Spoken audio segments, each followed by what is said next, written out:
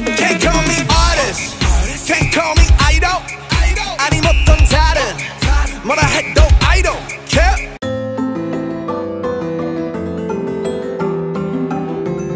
Korean pop band BTS এর নাম শোনেননি এমন মানুষ খুবই কম।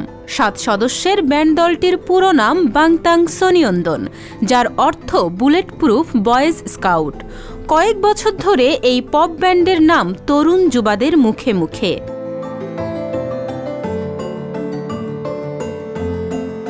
বিশ্বব্যাপী কোরিয়ার কে পপের বিপুল সংখ্যক ভক্ত রয়েছে।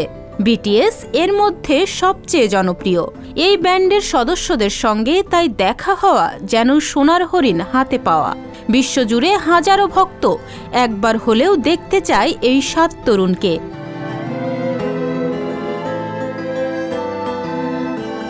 সেই স্বপ্নকে বাস্তবে রূপ দিতে এবং বিটিএস সদস্যদের কাছ থেকে দেখার উদ্দেশ্যে এবার বাড়ি ছেড়ে পালালেন পাকিস্তানের 2 কিশোরী।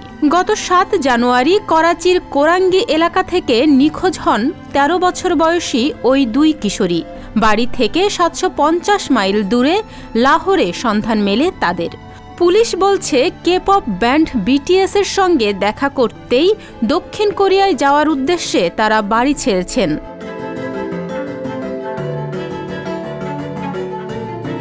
কোরাগির জ্যেষ্ঠ পুলিশ সুপার আব্রাইজ আলী আব্বাসি বলেন, প্রাথমিক তদন্তে জানা যায় 2 কিশোরীকে অপহরণ করা হয়নি, তারা স্বেচ্ছায় লাহোরে গেছেন।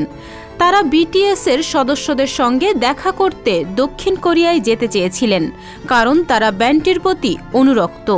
বাড়িতে একটি ডায়েরি থেকে তাদের দক্ষিণ কোরিয়ায় যাওয়ার পরিকল্পনার কথা জানা যায়।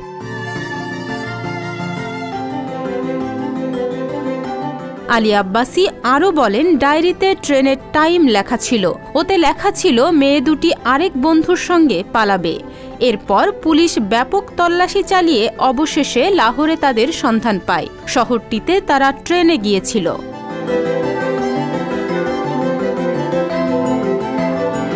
আব্বাসি জানান, ঘর পালানো মেয়েদের করাচিতে ফিরিয়ে আনার ব্যবস্থা করা হয়েছে। পাশাপাশি বাবা মায়ের প্রতি সন্তানদের স্ক্রিন টাইম নজরদারিতে রাখার অনুরোধও করেন তিনি।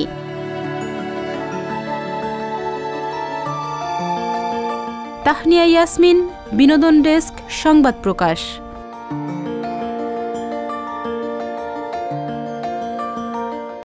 সংবাদ, ফিচার ও অনুষ্ঠানের জন্য ভিজিট করুন সংবাদ প্রকাশের ওয়েবসাইট এবং যুক্ত থাকুন ফেসবুক পেজ ও ইউটিউব চ্যানেলের সঙ্গে।